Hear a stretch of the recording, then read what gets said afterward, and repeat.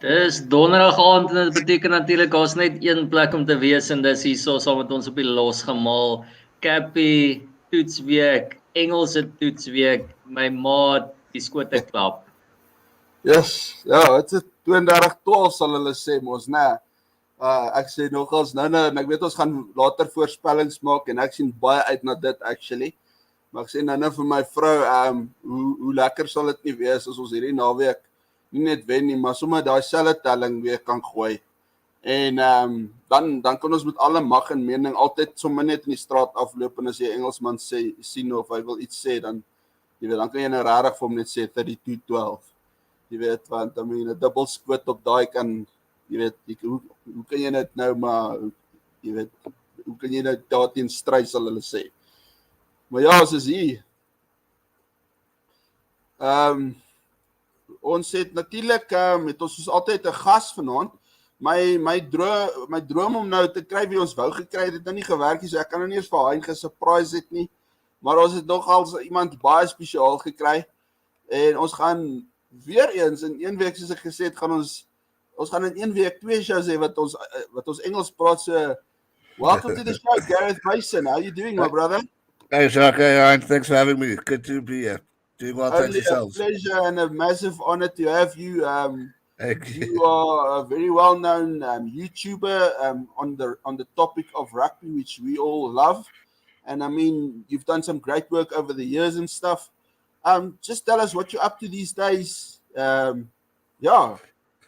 No, well, as you say, rugby is the passion. I love to talk it. Being a person with disability, I could never play the sport, so I decided to bring it to my heart and be able to use social media as a platform where I could share my passion for the game, thoughts, reviews, recaps, live streams, and all that, and just to show the guys that, you know, no matter what challenges you face out there, you can still live out your dreams, whether it's through a camera, whether it's through talking to people, gaining camaraderies amongst around the world, with you guys even.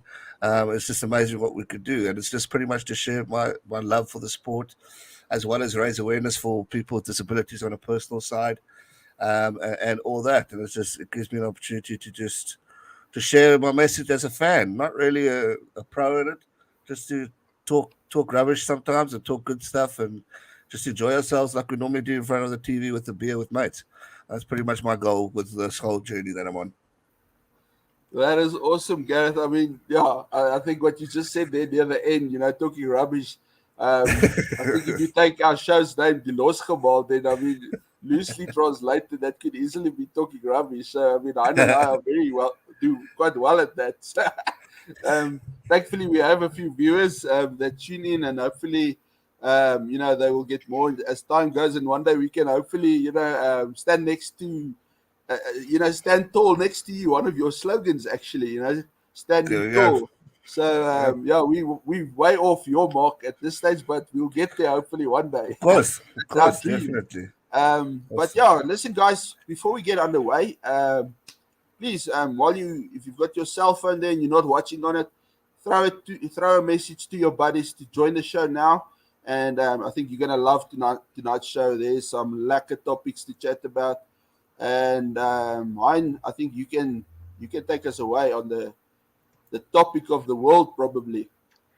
Geez, it gons al buite, as we say. It's going off on social. It's going off all over the place. I told you guys the other time I've seen a Keo video out. I've seen everyone that you usually follow has got an opinion, and I think even kind of just after that happened, Cappy, we all came out with our own opinions on the whole Rassie video, and you know, whether it detracted from the, you know, the series at that time, but obviously that's long gone, and now finally the whip's been taken out and he's taken a few lashes there. So Gareth, maybe take us away just in terms of both your thoughts on his actions and then the punishment for the crime.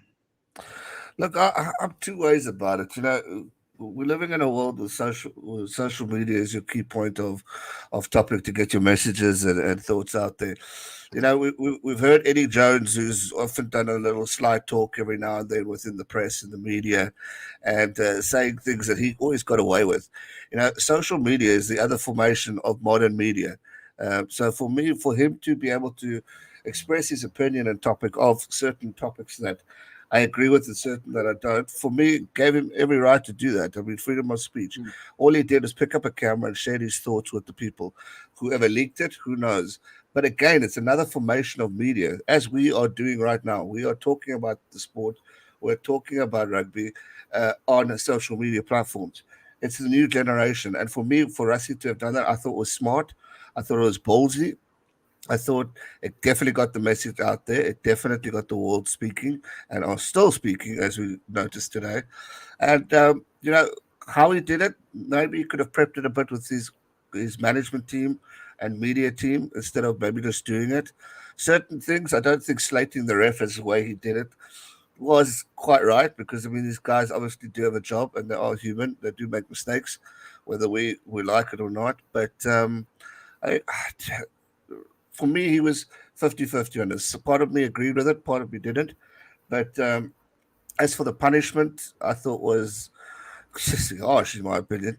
I mean, what's it, 2-3 months, no rugby at all? He's not allowed to be a part, and then he's not allowed to be seen in the stadium with the box till September next year. So I don't know. Maybe it's World Rugby's way of just getting Russia away so England could do something on the weekend. I mean, they obviously are scared of us causing drama, as Bill Beaumont, I think, is too old to even be there, and all those guys. But it's a tough one. It's sad for SA Rugby because of you know, Russ is a big influence to this team, whether you like him or not. And he's been an inspiration. And the fact that we're losing him, I think, is sad. But it's also kind of good in a way for Jacques to take full on authority now and to be seen as the head coach in the limelight because we've been seeing Rassie talk most of the time. He's on his mic, he's on the floor, he's on the water boy, he's wherever. Now I think it's not good time for Jacques to take center stage and to show what he's made of and that he is actually head coach.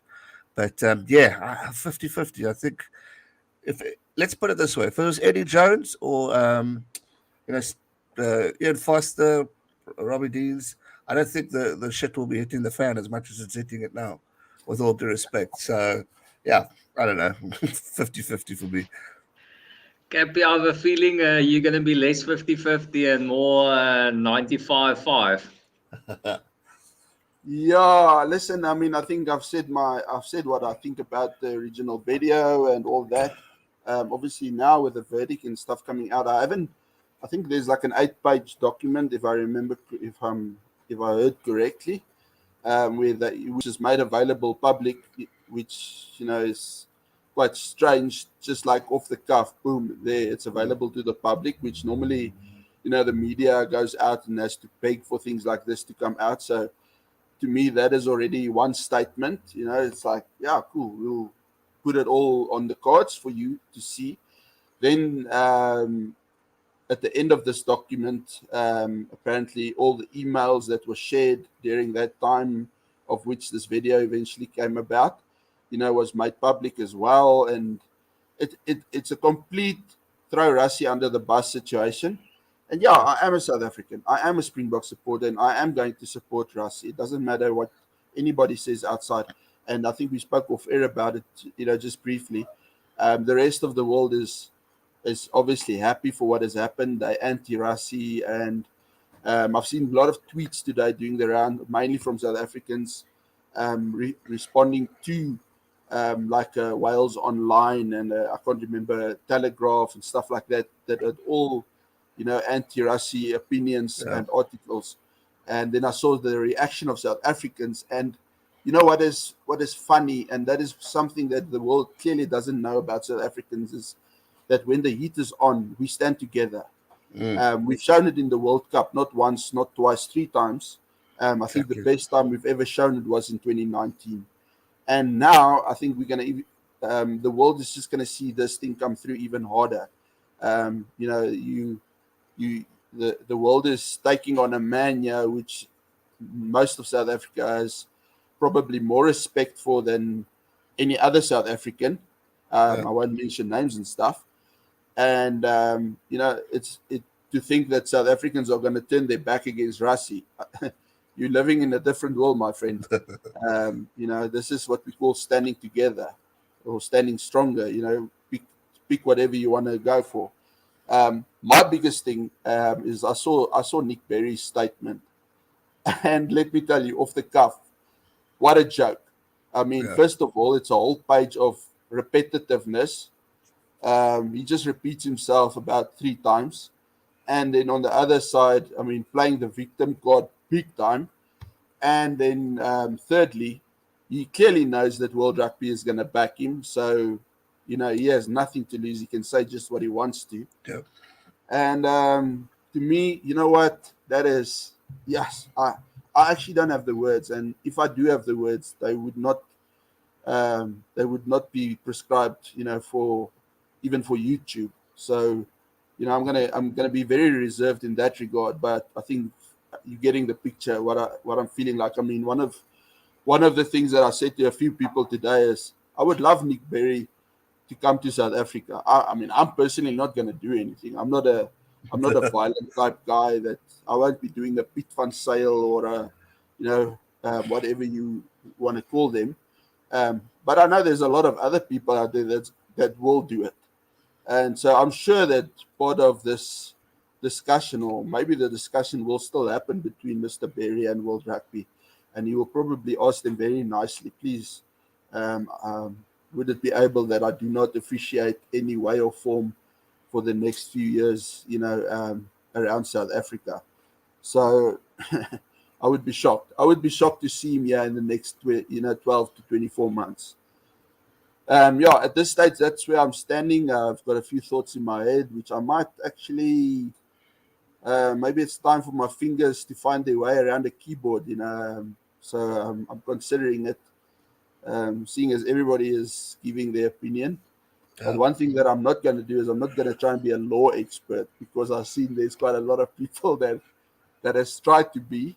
Thankfully, there's also a lot of people that have done the effort and asked questions. And also then again, there's a lot of people that are law experts and they've come with the answers and stuff. So Hein, over to you. Yeah, Cappy, I think there's a fine line between an old boys club, doing their own thing and having ethos and tradition. And I think that's a little bit of the conundrum here. It's people are against it because it's Paul Beaumont and World Rugby and this anti-South African mentality kind of thing, which I think is half true and half bull. But I just, there's a certain way of doing things, and I don't think Rassie Erasmus did it in the right way. And I know sometimes people feel that you got to shake the system, but then as Cappy, as a good example, are you going to pull Piet van Zyl when someone does something wrong and take it into your own hands and be an idiot, or are you going to do it, in a constructive way? And I think, I think he's getting punished for not doing it in the right way. And if some of the things are true, like the threatening and things like that, then it's also, not a good taste. So he's going to have to defend that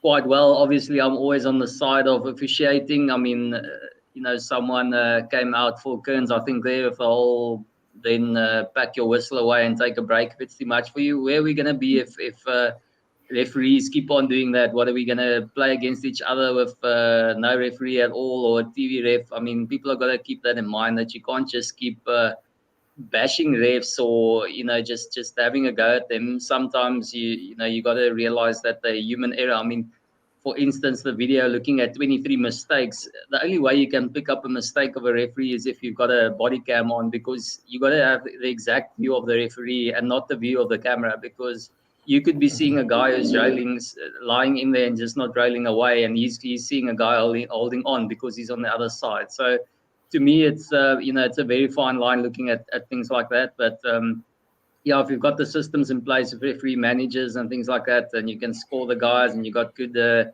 scouting and things in place to get the proper refs coming through, I think that's where you can take on people and say, listen, you guys aren't doing enough to get new referees, you're not doing enough to train referees and that kind of thing, but not taking on referees per se, but that's my point on it, and I'm not gonna change. I love Rassie Erasmus. I love what he does. I love him as a man. I love how he thinks about rugby, but I think he's, like so many of us around here, so many probably before him as well. He just gets a little bit over emotional. I think he made that a little bit of a faux pas there, but it worked out in the series, and it hasn't worked out long term. But back to the point, I think it's actually a blessing in disguise. How good would it be that we use this in our favor? Rassie's got some time to just sit back, think World Cup, think, plan, plot, strategize. I mean, no one's going to have a cam up in his house for the next 2 months where he's not allowed to, write any word that's got an R, a U, a G, or B, or Y in it, and stop him from doing that. So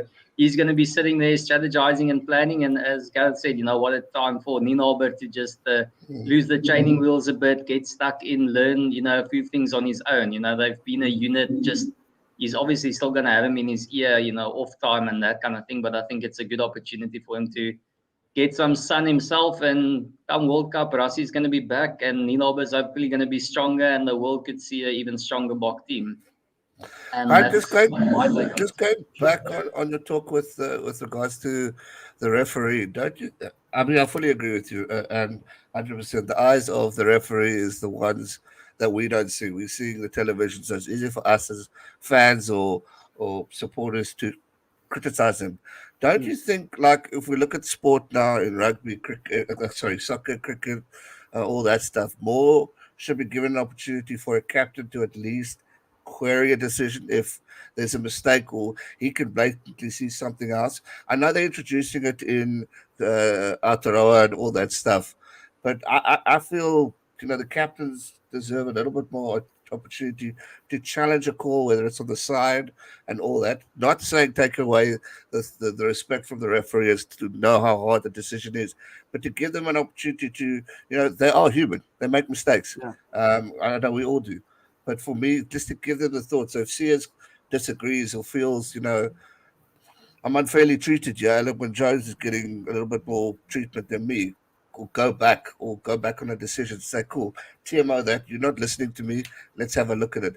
Don't you think more of that should be involved to give a captain a little bit more authority, with respect, but just to be allowed, hey, you know what, I saw something different, let's take a look at it.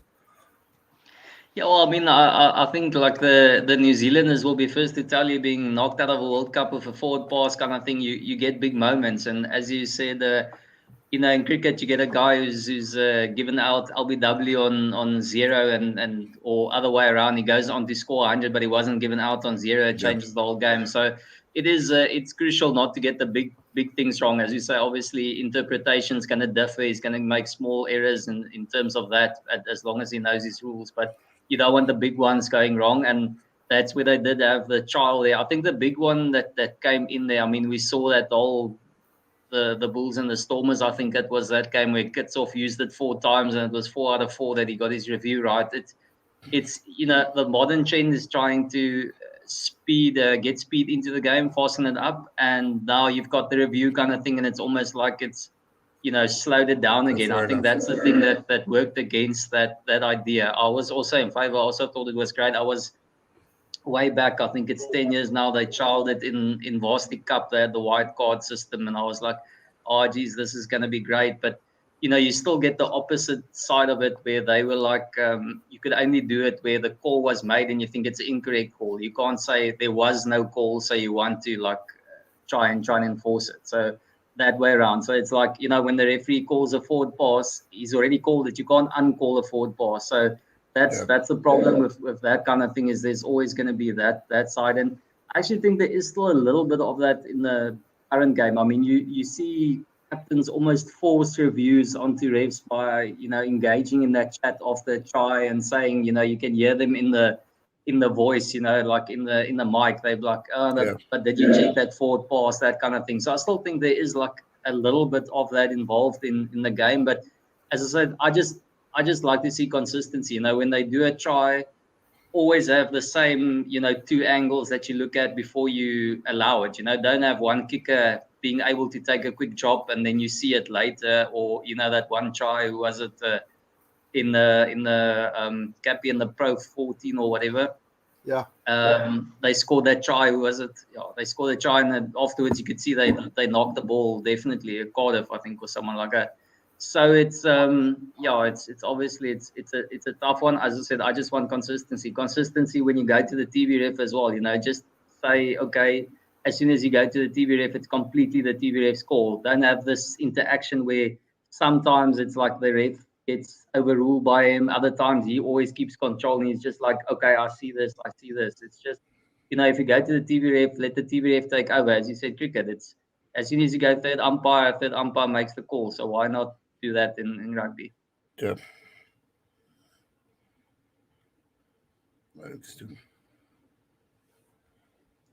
Is Cappy frozen over there? I just quickly want to check some of Rian was asking about the next World Rugby Chairman election. I think that was another a 3 big years. thing where Gus missed out, and I think that was a big blow because I think he was also going to be a little bit more energetic and change and that kind of thing. So that was a big blow, I think, for World Rugby. I think so. I think he was going to do quite a lot for the Southern Hemisphere, the Pacific Island teams, giving them an opportunity to really shine. Whereas Losgemaal keeps saying they're going to do X, Y, Z, but they've done pretty much nothing besides cause drama in the media. So I don't know. I think it's unfortunate, but it's another 3 years. There's no ways he's going on for another stint. So, well, I say that. Stranger things have happened. Definitely in this crazy jungle, anything can happen. I think again, it's like we've said. If you've got clarity, that's a big thing, and you just want to be able, have different countries involved in, not just this idea that it's almost Northern Hemisphere, New Zealand kind of setup happening, and that was the nice thing about Gus is he would have just been someone from the Southern Hemisphere and a smaller union that would have been great, but. Listen, Gareth, I think it's time. Let's focus on the game itself. Let's put this drama aside and look at the clash. I get the feeling it's a little bit like everyone's talking about revenge. Obviously, there's a little bit of a change. The Boks have got a few out. England have got a few out. But to me, the build up is a heck of a lot different, especially for England. They haven't been quite as well challenged maybe before this test, and the Boks on the other hand might be tired after all the challenges they've had. I think that's 100%. I think we're going into this one, strongly built and strongly experienced, which is unusual for us. Normally we've got a bit of a whack, but so far we're actually looking good with the way the things. Obviously, there's a lot for us to work on. But like you said, tiredness is definitely a factor. It's been a hell of an interesting year. I mean, we've watched our Curry Cups and all the provincial cups that have been playing. So the boys have been active. And then obviously the championship, the new championship over there as well. So they've definitely had time to really get some energy. But as for England, like you say, they haven't really been challenged. Australia, not really. Previous games. So I think South Africa could go up with an upper hand in this one, just from the experience of how we did against Wales and even Scotland. So I'm quite excited for this one. Obviously, revenge is the talk. The World Cup, the past results, Eddie Jones. He wants to also silence the South Africans and tell us to all keep quiet. So I think it's in a massive, massive game for England this weekend, as much as it is for South Africa. Obviously, for us, we want to keep our names up. We want to stay number one in the world. We want to see all the positive talks going on. But England need redemption. England are in an odd state of rugby right now. It's not been the hottest form of games, like the Owen Farrells and all that. Really haven't stood out like they've done in the past. The Vunipola brothers. There's some big names there, Curries, that really will want to shine this weekend and just say to South Africa, well, you may have got that one in 2019, but come 2021, we're going to whoop you. So I think it's going to be a massive game. Do you think it's also kind of a big one just for the Boks? Obviously, our approach usually is we don't care, we won the trophy, but do you think there's a little bit of, England where we were celebrating after New Zealand, you just caught us on an off day kind of thing, and maybe some talk in the camp there is about they'd really like to do a 2-out-of-2 and just silence everyone if listen, it wasn't just a fluke. We're the better team. I think that's exactly it. I think it's extremely important from that aspect because we've taken a lot of flack in the media, even when we won the World Cup. Oh, you shouldn't have. You were lucky. New Zealand were the true challengers there. South Africa were just, X, Y, Z. And I think it's an important one for the Springboks to really go in and attack these guys and win solidly, or even if it's just a win. A good, successful one where we're playing tactically, where we're getting our handling errors right, where our discipline's on point. If we win and walk away like that on Saturday night, I'll be a happy man. And if we do it against a team like England to silence their critics who have been very critical against South Africa over the past years, I mean, they're loving this Rassie Erasmus story. They're loving when things happen to us and we get whitewashed. But you know what? We always come back and Jacques said earlier, we South Africans, we stand together, we stick together, but we never give up. And I think that's going to be the important aspect watching into it. The boys need to forget about what's happened in the media. They need to focus on the game. They need to focus on themselves and get things going because it's an important opportunity for us to really put our names down and to show the world why we are world champions, number one in the world for so long, even though we dropped it here and there, but still consistent. And I think that's going to be an important aspect to forget about the Aussie games that we lost. Focus on what's important, and that's ending off this year on a great note. Yeah, sorry guys, my internet decided to hit the road, and thankfully I'm back. Wonderful times we're living in. I'm assuming you guys are already on the topic of the weekend, which is obviously England, South Africa, and so looking to get stuck into the teams there, Cappy. I don't know your thoughts on maybe the Bok lineup. Obviously, it's any Ninabe Bok lineup. There's usually not too much to talk about in terms of team changes. I think maybe when the team was announced this week, I must say I actually made a tweet and said let's hear those thundering thoughts. I think my tweet said, and funny enough, it was pretty positive compared to the previous 2 weeks. So I think guys was like, finally, okay, this is our team. We'll kind of accept it. I know Christian isn't too happy about it, certain individual, but that's just one of those things, we are, unfortunately, we're not the Bok coach, but I mean, I must say, I thought Elton might get another go, but then thinking about it after seeing the team, I thought, no, you know what? I like the way that they sort of, the way they make up the bench and if you look at the opponents we're playing. So it's almost like when we are playing a very tough opponent, Ninabe, tends to go with a bench where he's got big guns, knowing that he can bring on the big guns, towards the end, I've been harping on it now for a while. Andre Pollard to me is not on form, and I don't care what anybody tells me. Let's agree to disagree. That's my basically easy answer. I'm not going to fight about a player. I feel he's way off form, and he came on against Scotland this weekend. I mean, he made a howler of a mistake when he came on, which is unlike Andre Pollard.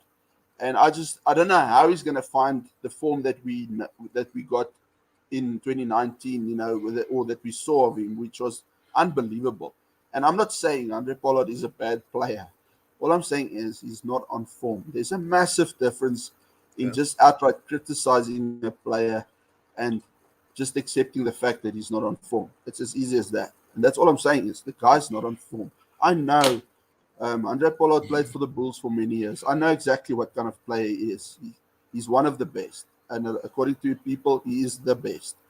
But he's not there at the moment. And unfortunately, luckily, we've got Elton, which is not bad at all at the moment. The few times that he's come on, We saw what happened against the All Blacks. We saw what happened against, was it Wales? So the guy is there and he's a good backup. No disputing that.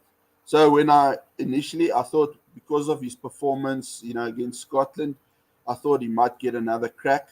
But then obviously seeing it didn't happen, it was a straight out swap. The three guys, that came in just replaced, the guys that were there, and they just went to the bench. So no big changes. The 23 is still the 23. But I think, if a Pollard, for instance, struggles, I think the third test against the Lions, perfect example when we saw, Andre missing fairly easy kicks, just bring on Morné Steyn and boom, the game was done. So I think we have that in Elton where he is pretty solid with his goal kicking, especially compared to Pollard at the moment, which is a hit and a miss. You never know what you're going to get. I mean, he did have one good game, I think, against Wales. He kicked pretty well. I think he got all of them over. Maybe one kick he missed.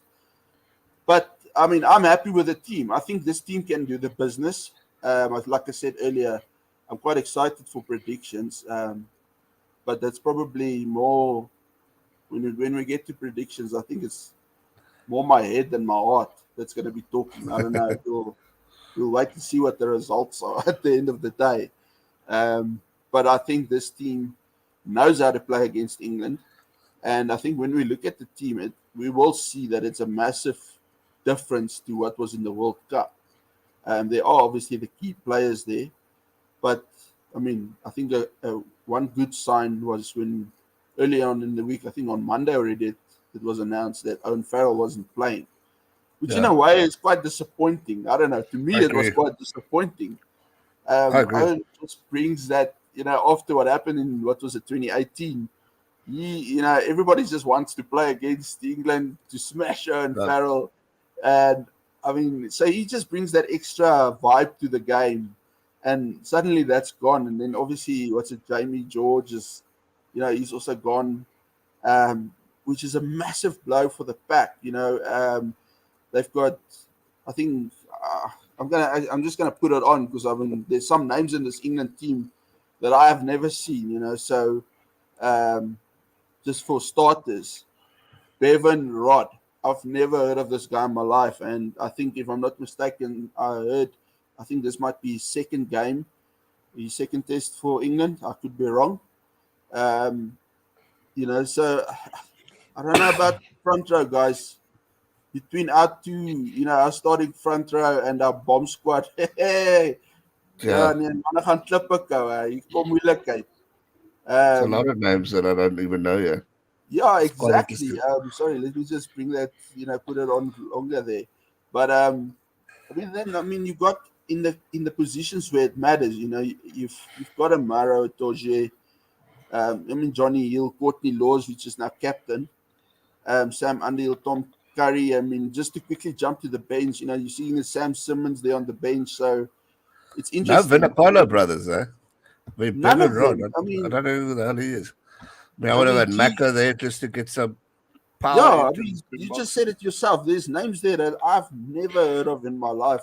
Thank goodness Andy's not on the show because he'd be killing me probably now. But I must say, guys, it is an interesting looking backline. Though. It's the experience of being young, and then the young excitement of Marcus Smith. And I think it's probably a little bit lots of weight on his shoulders at the moment. But him at his best, he's a mercurial player. It's something you can't really prepare for. He's gonna bring something different, and then obviously.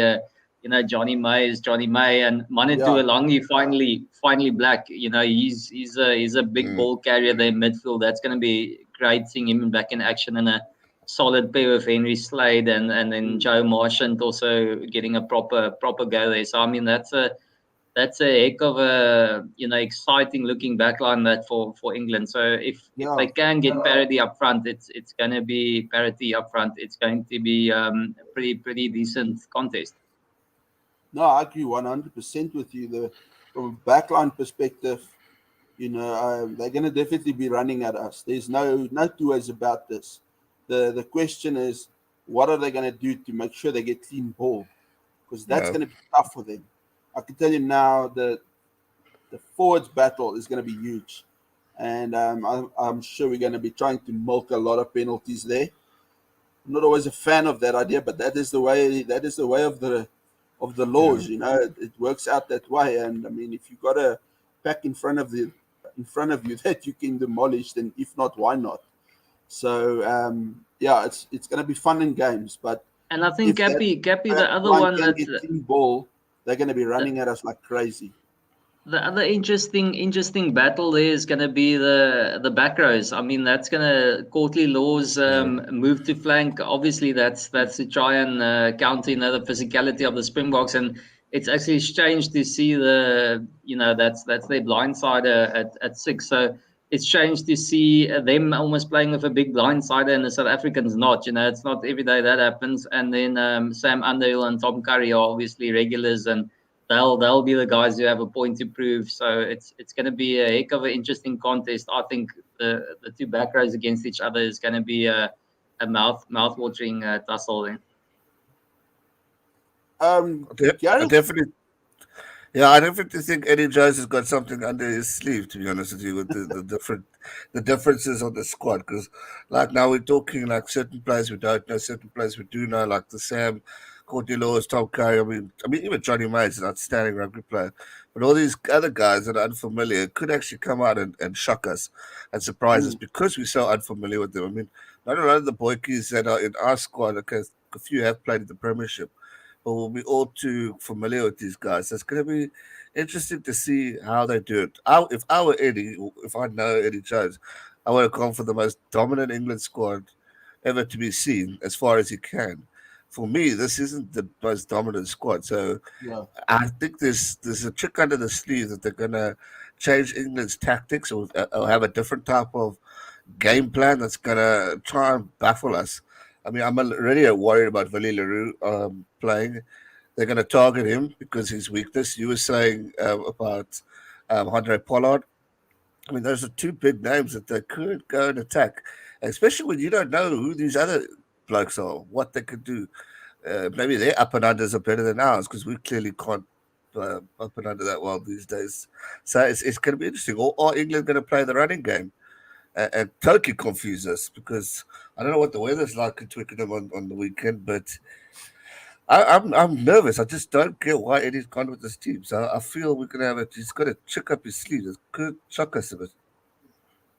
Yeah, well, that's it. It's an interesting thing, but England does have a knack of being sucked into a game plan, So, Yes. it's like you say, you don't know what trick they've got up their sleeve, or are they going to come with, counter kicks, or are they going to run at us?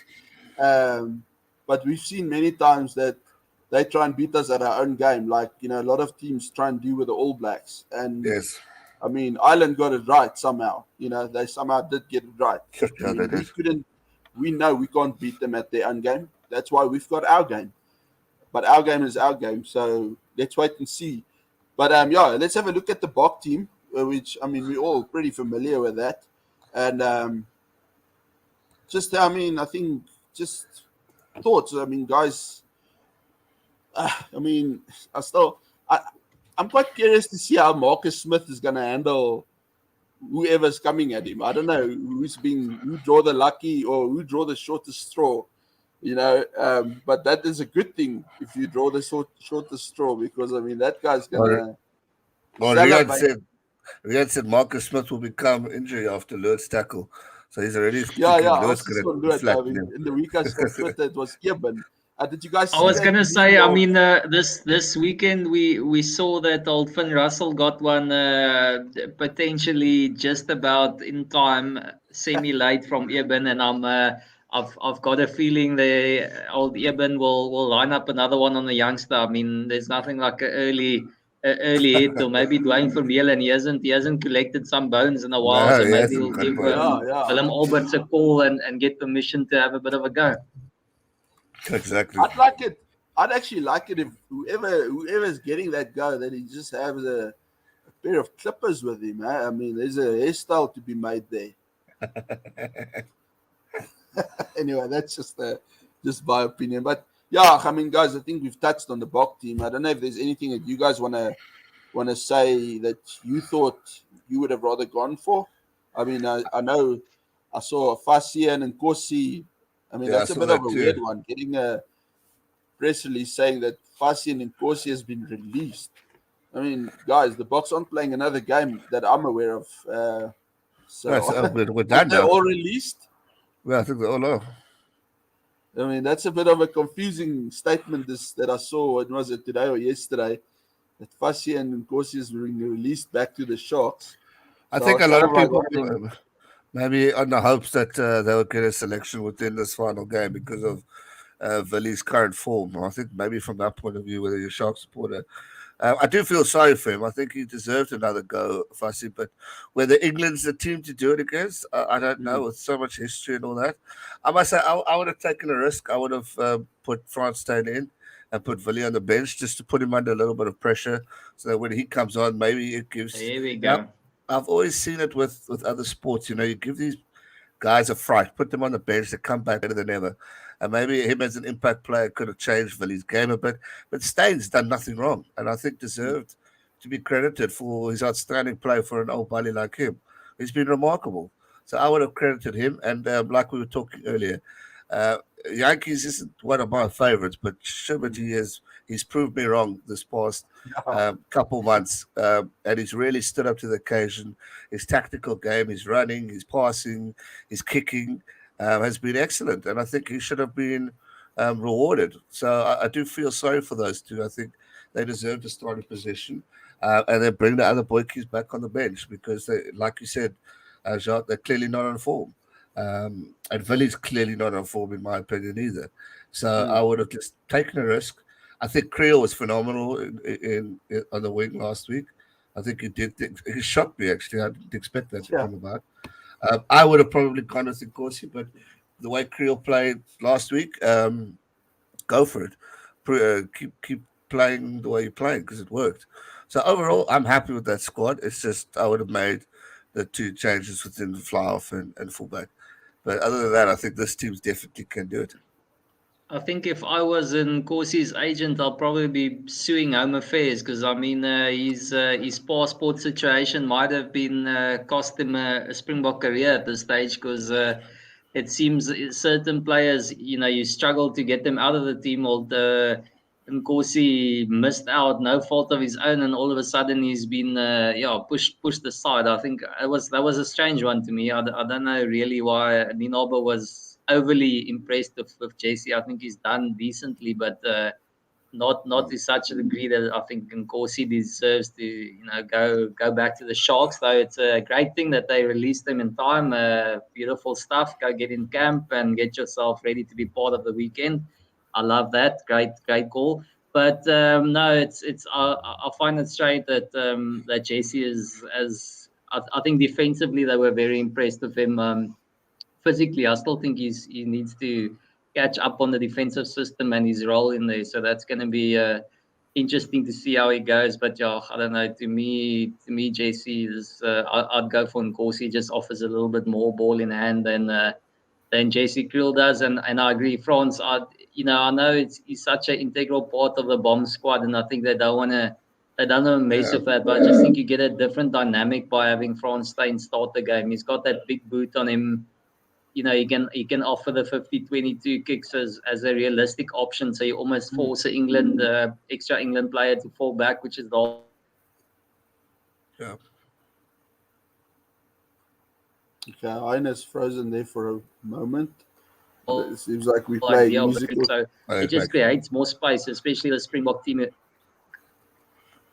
Am I back? No, And yeah, you're I back. think, as I said, I think France Steyn deserve the proper go there. That's someone's trying to stop France Steyn from playing. It sounds like. I thought we playing musical chairs with the internet here. This is Gareth that needs to go now. But listen, I want to bring up another one is which is a guy that did get lucky on this tour, which is Kobus Reinach, finally getting a starting chance. Yes. I mean, for 2 weekends in a row now, I mean, Twitter was going ballistic for 2 weeks in a row now. I mean, with Herschel just struggling, don't know what it is, but in all fairness, after after lockdown, Herschel hasn't been the player that that I think he was during the World Cup. I don't know what it is. It's not a matter for me. It's not a that is a different one. It's not a matter of a guy that's out of form. I don't know what it is, but Herschel isn't Herschel, the one that became a Bok and that went to the World Cup. There's something lacking there. I don't know what it is, but I mean, Reinach he's bided his time and he's getting his chance this weekend. Is it a risky move? Maybe, like I said, with the whole thing with Elton moving back to the bench. You've got a good backup player there. Should things go a little bit south, maybe for Andre, should it? I'm kind of getting used to the idea of maybe if you only have two options, the one option is a bit out of form, the other one is not. Rather have the informed guy as your backup option, and I know people don't like it, but I'm getting used to that idea actually. So are we risking a lot here? Are we expecting a 80-minute Kobus Reinach performance here? What do you guys think? I think they'll bring the Yankees on last 20 minutes. 20 minutes, you reckon?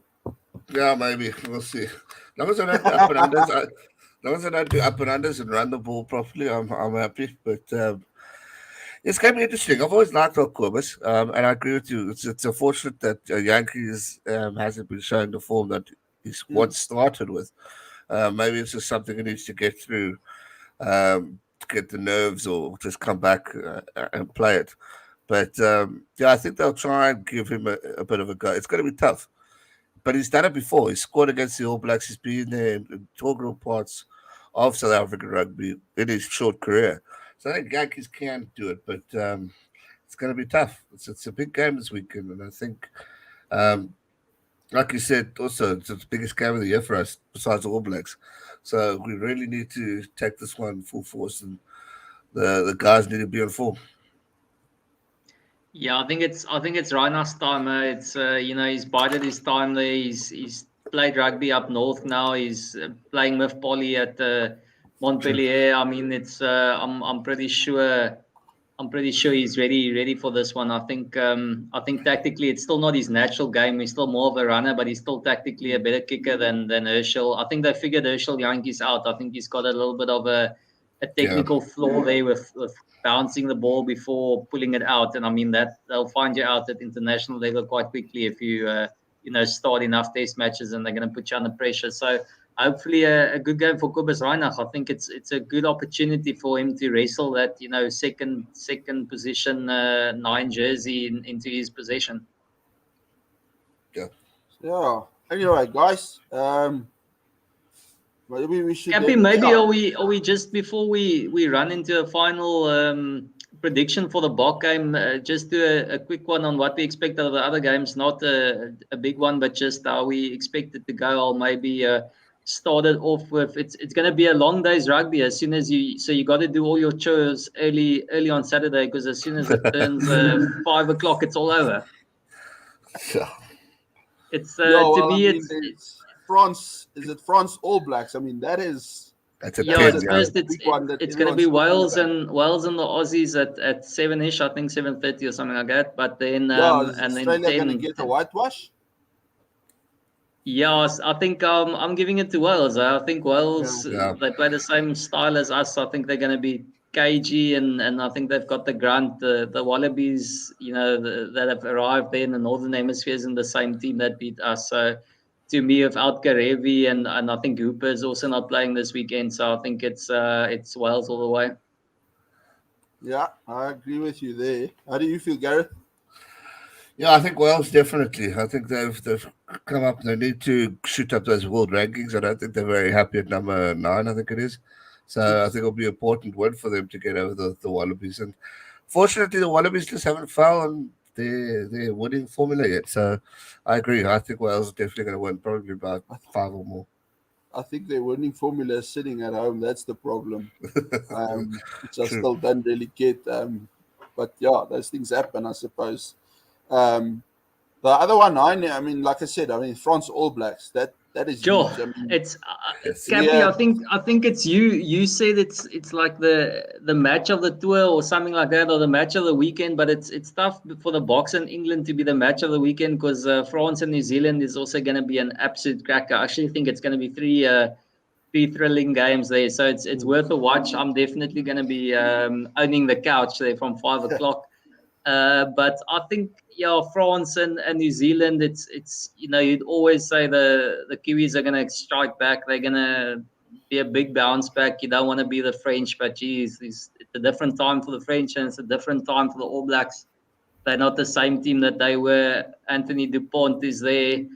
Oh, I'm hoping the French have one of those miracle games where they're all passionate and all want it badly. And I think, with the World Cup around the corner, they're going to want to make an impression as well, I think. So it's, I think France are gonna sneak it. Betting man, it's again my favorite punt. France 1-12. Go find that one. It's gonna happen. how did you feel about your box 1-12 this weekend? I was bittersweet, Cappy, bittersweet. I was like, come on, Paulie, you're kicking fantastic. I have another shank. Yeah, that was quite funny. When I was watching the game, I told my wife, wow, I must be hating life at the moment with that last moment. Geez, that was a killer. I mean, that breaks any betting man's heart. But I can imagine old Brent. I'm not. Yeah, he must have been one of those guys. Maybe I don't know. But yeah, listen. I saw in the week.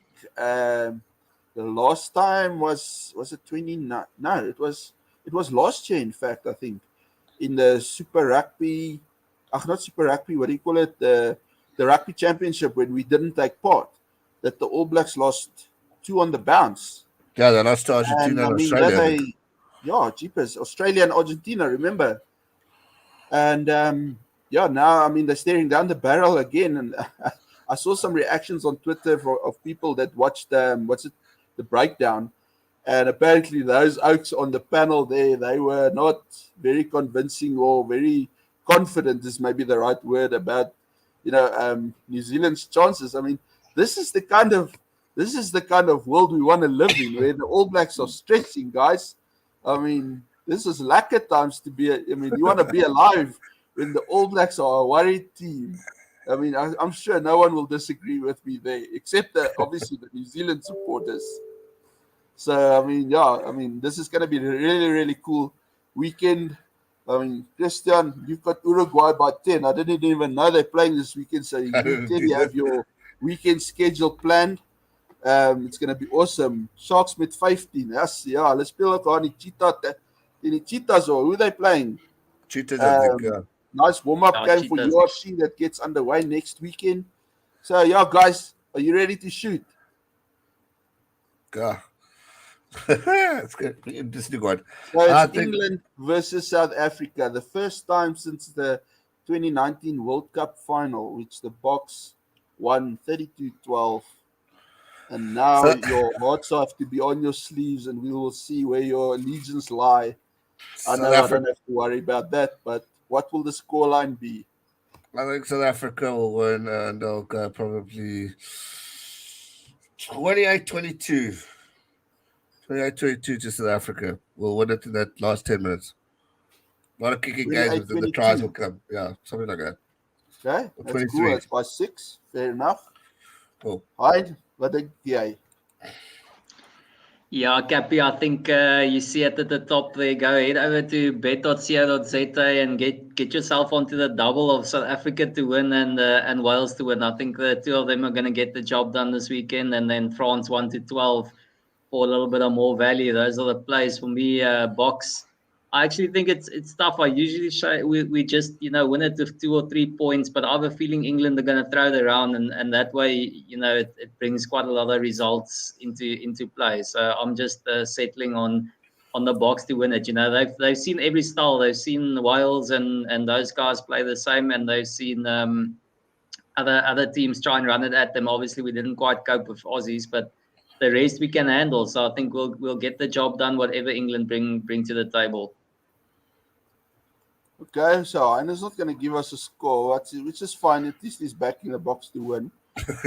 I think, guys, I mean, the Boks owe us a big one. They haven't given us a big one in a long time.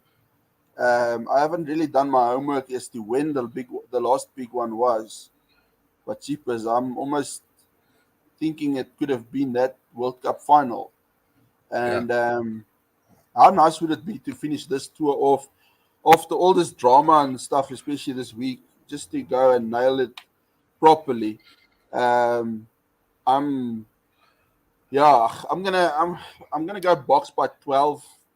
So I mean I'm in range with Heinz 1 to 12 bet there, although I'm hoping it's gonna be far more than that. It would be so nice. I don't know what Eddie's gonna do if that has to happen again, because that will be that's like a killer blow almost. I mean, the last team Eddie wants to get smashed by at this stage in South Africa. I think he's living life on the edge at the moment at the RFU there. So I think one thing we must also take note in for this weekend is that the importance for Eddie Jones for this game. We all say South Africa, which is great, and I agree. But, like Eddie Jones made a slight comment the other day saying, this is an important game for Australia as hasn't done it in 7 games. This is an important game for Eddie Jones. Because if he doesn't beat the Springboks, sure, I think his job will be questioned a few times. So I think it has been questioned a few times already. So, but now if he loses the game, living life on the edge. Bokke, Rian is Bokke is nou lekker kwaad. The only good thing for Eddie Jones is at least he knows that now England will definitely not be getting Rassie Erasmus to come and coach them. Well, in the next 11 months or something, it's not available for nobody. That would be something. I imagine that. But guys, like I just mentioned now, we would like you guys to send us your predictions on Twitter, and we only got one. Bokke with 12. Oh, and then Rian is going crazy. 55-12 cheapest. Imagine that. That would really be the end of Eddie. There won't be any questions. He'd be fired before he even leaves the stadium. So, but get involved. Go register an account at bet.coza, and you can stand a chance to win some betting vouchers. And follow our Twitter handle. What's it? At the Losgemaal, and just make sure you see that logo, because there's another handle, but they don't exist anymore, unfortunately. So get involved with bet.coza, and you guys can win some free bets. There's quite a few up for grabs. And then next week between Christian and Rian, we'll see who can get lucky. Rian already won last week. I think he was out by 1 or something with the Scotland Bok game. So I mean, the guys are fighting hard for this, which is quite fun. Gareth, what a pleasure, my man. It was really awesome to see you.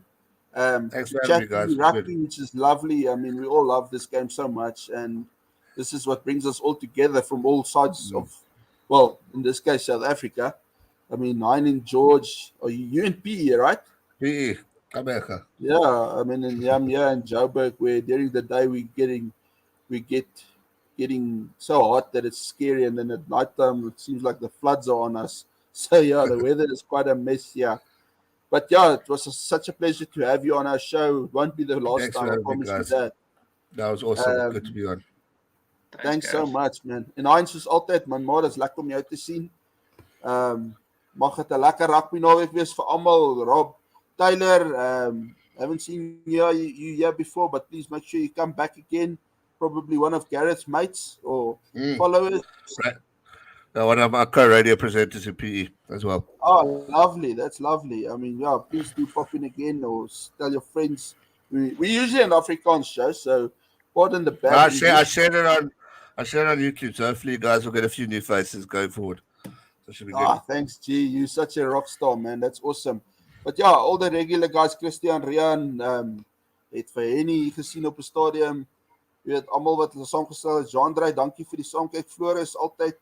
Manne, laat dit 'n lekker naweek wees, and let's enjoy the game for what it is, and hopefully we can all finish the weekend off with a massive smile and feel better about life again. This week has been another tough one for everyone.